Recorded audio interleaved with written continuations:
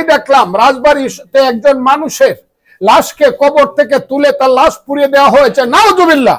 যারা এই কাজ করেছে তারা মুসলমান না।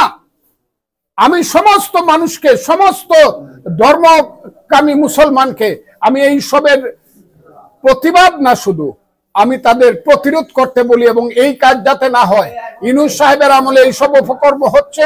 সরকারকে আমি সাবধান বাণী উচ্চারণ করছি, মানুষকে ঘর থেকে বের করে ইমানদার মানুষকে দিয়ে আর এই দেশে ধর্মীয় গৃহযুদ্ধ লাগায়েন না। আপনারা এটা বিরত করেন, আমি তাদেরকে আহ্বান করি। আমি কোন ধরনের ইসলামের তো বিরুদ্ধেই না, কোন তরিকারই আমি বিরুদ্ধে না। যে যা ইচ্ছা করবে, কেউ কাউকে বাধা দিতে পারবে না, এটা আমি বিশ্বাস করি। আর ভাঙলে কিন্তু তৌহিদি জনতা হোক আর যে জনতা হোক, আর কিন্তু মাজার ভাঙলে খবর আছে, আমি কিন্তু বলে দিলাম।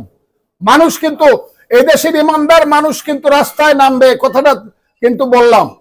সুন্নির মানুষ কিন্তু রাস্তায় নামবে, এবং সুন্নি এই দেশে 12 আনা মুসলমান, তারা যাতে সাবধান হয়। আর যদি মাজার ভাঙ্গা হয়, খবর আছে, আমি বলে দিলাম, এবং সরকারকে কিন্তু হুঁশিয়ার করতে দেয়। আর যদি মাজার ভাঙ্গা হয়, প্রয়োজনে ওখানে গিয়ে ওই সুন্নিরা দিনের পর দিন, রাতের পর রাত অনশন ধর্মঘট করবে।